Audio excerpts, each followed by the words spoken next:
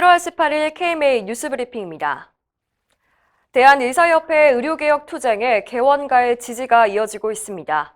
대한개원의협의회 소속 각과 개원의사회는 17일 공동성명을 통해 최대집 대한의사협회장과 상임이사들은 폭염에도 불구하고 단식 투쟁에 불을 지폈다면서 의쟁투 투쟁 방향을 적극 지지하고 동참할 것이라고 밝혔습니다. 의쟁투가 발표한 의료개혁 6대 과제에 대해서도 공감한다고 밝혔습니다. 의쟁투는 보장성 강화 정책의 전면적 변경, 진료 수가 정상화, 한의사들의 의과 영역 침탈 행위 근절, 의료 전달 체계 확립, 의료 분쟁 특례법 제정, 의료에 대한 국가 재정 투입을 요구했는데요. 개원의협의회는 이에 대한 신속한 답변을 정부에 촉구했습니다. 의협이 투쟁 수위를 높이고 있는 가운데 보건복지부가 공식적인 대화를 요청했습니다. 이기일 보건의료정책관은 17일 기자들과 만난 자리에서 의협이 요구한 과제들은 서로 공감할 수 있는 부분이 많다며 함께 논의하고 싶다고 말했습니다. 특히 의료 전달 체계 문제나 국가 재정 부담, 수가 정상화 등은 의정이 함께 논의해 나가야 할 부분이라고 강조했습니다. 의협 집행부의 단식 투쟁에 대해선 안타까움을 표했는데요. 이 정책관은 김강립 차관과 함께 최대집 회장의 단식장을 방문하기도 했습니다. 이 정책관은 단식장 방문 이후에 구체적인 대화가 오가지 못했다면서 일단 만나서 구체적으로 어떻게 해야 할지 대화를 나누고 싶다고 말했습니다. 의협 집행부의 단식 투쟁은 어제로 종료됐지만 민초회원의 자발적인 단식 동참은 계속될 것 같습니다. 어제 오후 단식장에는 부산에서 개원하고 있는 김정희 회원이 찾아왔는데요. 단식 투쟁으로 최대집 회장과 방상혁 상근부회장이 쓰러졌다는 소식을 듣고 마음이 아파 조금이나마 힘이 되고 싶었다고 말했습니다.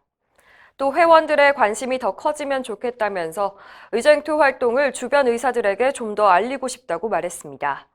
김정희 회원은 1980년부터 부산에서 개원의로 진료하고 있으며 부산병원 여자의사회장을 맡기도 했습니다. 이대 목동병원 신생아 사망 사건 항소심 공판이 17일 서울 고등법원에서 열렸습니다. 1심에서 의료진 7명이 모두 무죄 선고를 받았는데요. 검찰이 받아들일 수 없다며 항소를 했죠. 검찰은 2심 공판에서도 신생아들의 사망 원인은 의료진이 스모프리피드 주사제를 준비하는 과정에서 과실을 저질렀다는 주장을 되풀이했습니다. 하지만 변호인들은 주사제를 분주하는 행위 자체가 잘못됐다고 볼 수 없을 뿐더러 설령 과실이 있더라도 신생아들의 사망과 인과관계를 인정할 수 없다고 항변했습니다. 항소심 재판부는 이번 사건이 전문적인 영역인 만큼 충분한 검토와 검증을 위해 시간을 가지고 공판을 진행하겠다는 방침입니다.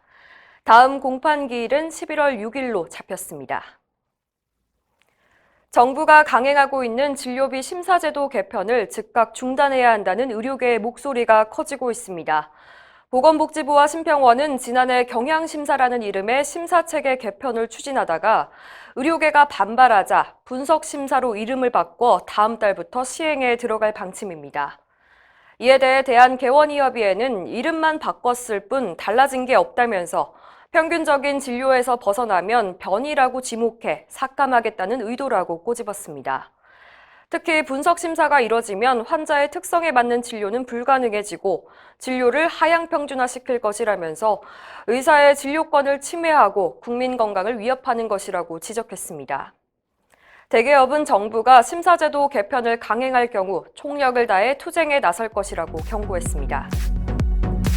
이상으로 뉴스브리핑을 마칩니다. 자세한 사항은 의협신문을 참고하시길 바랍니다.